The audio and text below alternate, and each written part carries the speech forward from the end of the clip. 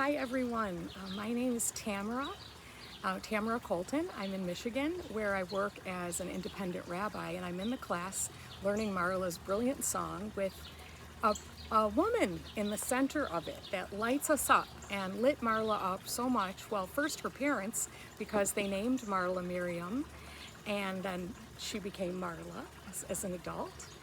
And lit Marla up so much that she took this incredible journey to Israel and wrote this song, which she now teaches us. And my purple haze drum arrived today, so I'm having the best time learning how to play it and dancing with the women.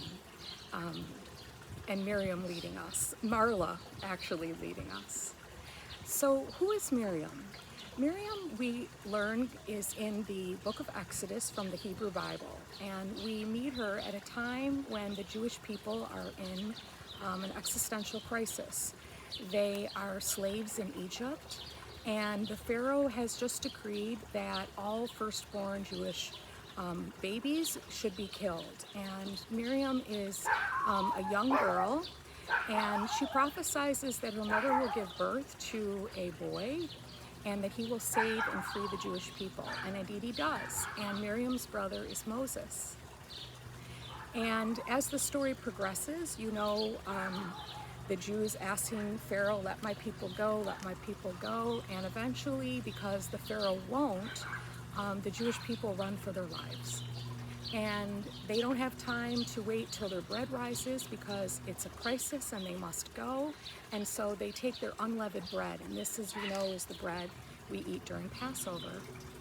And so the Jewish people are running with Moses as their leader, and he has a sister who's with him, and her name is Miriam. And just when they get to the part of the Red Sea, when they have to pass through these waters and might drown, a miracle happens and the water opens. And they pass through, which is not so good for the Egyptians because they drowned behind them, but good for the Jews. And the Jewish people then begin a process of wandering, which is in the song, for 40 years. But before this, they celebrate because they are finally through the crisis of slavery and on the way to freedom. Sometimes freedom takes time. And in this moment of celebration, Moses' sister picks up one of the most ancient instruments in the world. She picks up a timbrel, and she leads the women in dancing and singing by the Red Sea. And we know this from the book of Exodus. So Miriam is a figure. She's one of 7 prophetess. She is the first prophet introduced to us, and she also is a very powerful woman. There's a moment, depending on how liberal how progressive your religious views, where she actually challenges Moses and her brother Aaron's leadership, and she's punished for doing that. She's struck with leprosy. And the people say, let's go, let's leave her. And Moses says, no, we will wait for 1 week for Miriam to recover. So it's this real moment where the community won't leave their sick behind. And it's something I thought about a lot during COVID, that we don't leave our sick behind. And maybe this is a moment when she was challenging the patriarchy, because Miriam really was a priestess. And we know that the timbrel was an instrument used in ceremony by women priestesses, and that it was suppressed along with the power of women. So possibly that is, Miriam is one of the first rabbis. I think the most powerful way to understand Miriam is through your emotional imagination. So where you close your eyes and you time travel, and you take yourself back to what you imagine that moment was, when the river parted and there was hope again. So it was the moment where hope was restored. And Miriam took that moment and she just started to do joy. And we've all had moments in our lives where we thought, it's not going to get better, it's not going to get better, but I'm going to run for it, I'm doing it, I'm going for it. Whether it's a divorce or an illness or a job change or even getting through middle school. You think it's never going to end, and then there's a moment where the water parts, and that's the moment to seize joy.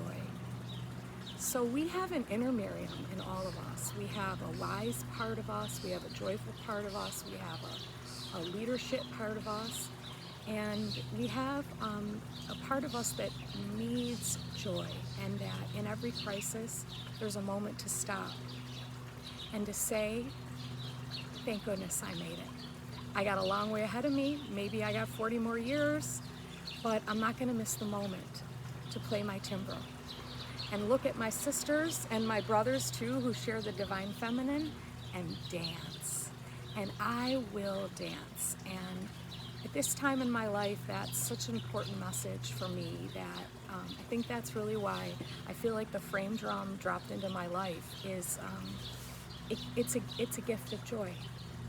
So I hope that this video enriches your experience, and you can look up Miriam the Prophetess and find a lot of things about her, but most of all, look in and use your emotional imagination, time travel.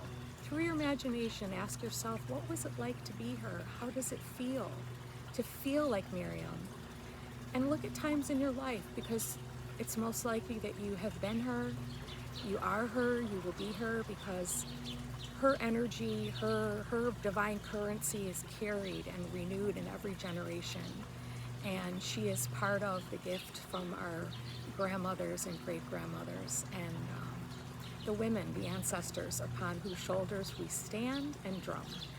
And so with that, you could ask me any questions or respond to this, and I'll be happy to talk more. I could go on and on, but you know, something arrived in the mail today, and I'm gonna go dance in my Michigan backyard like Miriam. So, nice to see you all.